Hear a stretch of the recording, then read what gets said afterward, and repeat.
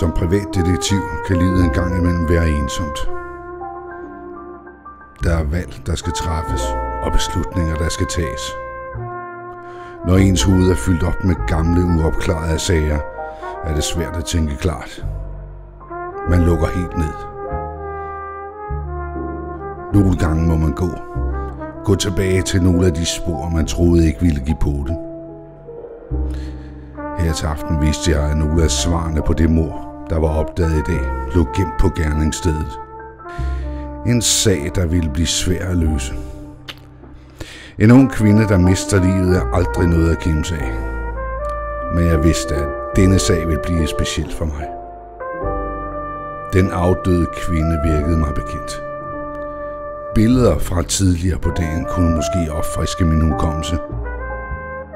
Og der kom det til mig. Jeg husker et par måneder tilbage på et møde med en smuk ung kvinde.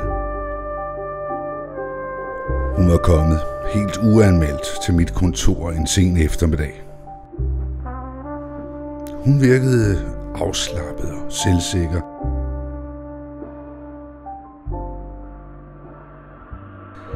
Hun bildte mig ind, at hun havde hørt, at jeg var den bedste privatdetektiv i byen. Hun satte sig, og jeg undrede mig over hendes flirtende blikke. Og vi fik tændt op i tobakken, som altid, når man skal opklare en sag. Hun virkede, som om hun havde noget på hjerte, men var også afventende. Men med alle de sager, jeg havde om ørerne, var jeg ikke interesseret i at hive det ud af hende. Men så åbnede hun munden igen.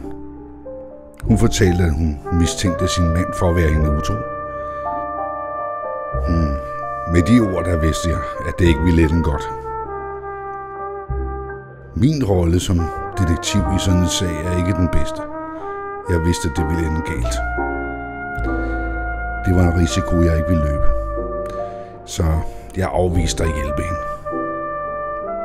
Men det skulle vise sig. Det var en dårlig beslutning.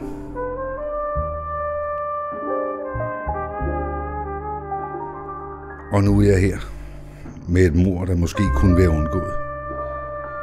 Det bliver en lang og sej kamp med en masse ting på samvittigheden.